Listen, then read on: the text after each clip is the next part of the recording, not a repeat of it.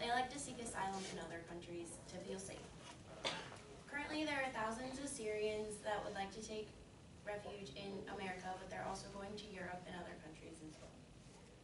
Positions are deeply polarized on accepting Syrian refugees into the United States. Syrian refugee problem is common across the globe, and countries are trying hard, and some have even bypassed security and health screenings, which probably isn't a good thing because you could be accepting terrorists, like in Paris, the terrorist attack that happened. People in the U.S. don't know much about the Syrian refugees or their problems and why they need to go places. So to answer their questions, I'm going to talk about why Syria needs refugees, the safety and health concerns associated with it, and what happens when our population numbers increase in certain areas. So the first thing I'm going to talk about is why Syrians need refuge. Currently, there is a civil war going on that has been ongoing since 2011. Nihal Wedeker interviewed a current refugee in the United States. His name was Mustafa Kenju, and when asked why he needed refuge, why he left Syria, he explained that a story that influenced his decision. He said, "I saw with my own eyes the killing of civilians who were protesting against military and police forces. Without any hesitation, they shot the people right in front of his eyes, and many children. So actions like these cause families and individuals and parents to want to get their children and themselves out of these countries and into safety where they know that nothing like this is going to happen. So some have nowhere to go and problems getting out, and the U.S. could help with that by accepting them in and helping them. However, what if the families do not get approved for asylum? We have an extensive process that they have to go through, and it takes a while. Where are they going to go? Our country believes in helping others, but a big concern is about safety and health. Health and safety is a big issue when debating on allowing refugees into the country or not. We would be providing the Syrians safety from the terrors of their country, and it takes an extensive 18-month process of approval for one person, and according to Teresa Welsh, refugees are subject to the strictest form of security screening of any class of traveler to the U.S. before being allowed to enter, with extensive background and security and health checks.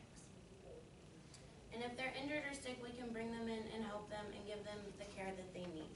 There's also the concern of bringing unknown people into our country. We don't know if they're terrorists, we don't know if they're coming to harm us, we don't know what they need.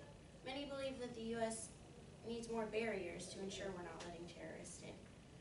From the admitting Syrian refugee hearing in late 2015, it was stated that the refugee program is used as a gateway many times for terrorist groups to get into the U.S. and harm us.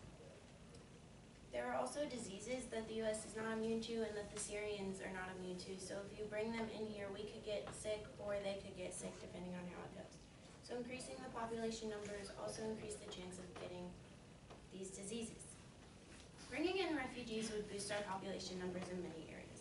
We should welcome the refugees when they have nowhere else to go. That way we feel like we're helping people and we're doing good. And it would also increase diversity throughout the U.S. A downside is that increases spark debate within many areas of the country. So we have to work to live. You need food, shelter, water to stay alive. So there would be less jobs whenever there already aren't enough because we're bringing in these people and they have to have a way to stay into the country.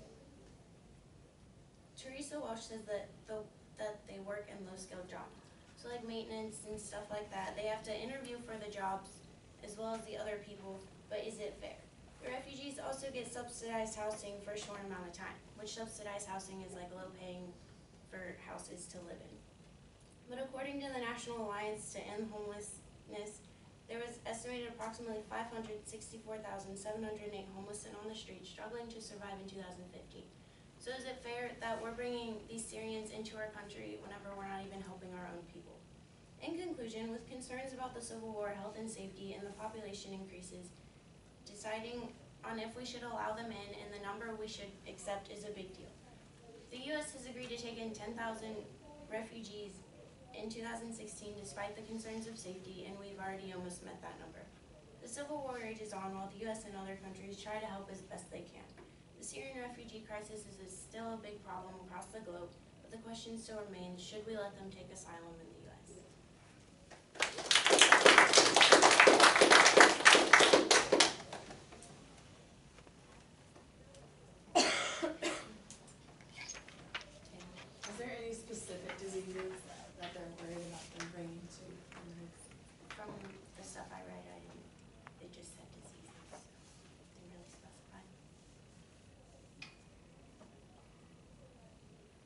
Do you know how the current election is going to shape the future of how we deal with Syria and Syrian refugees?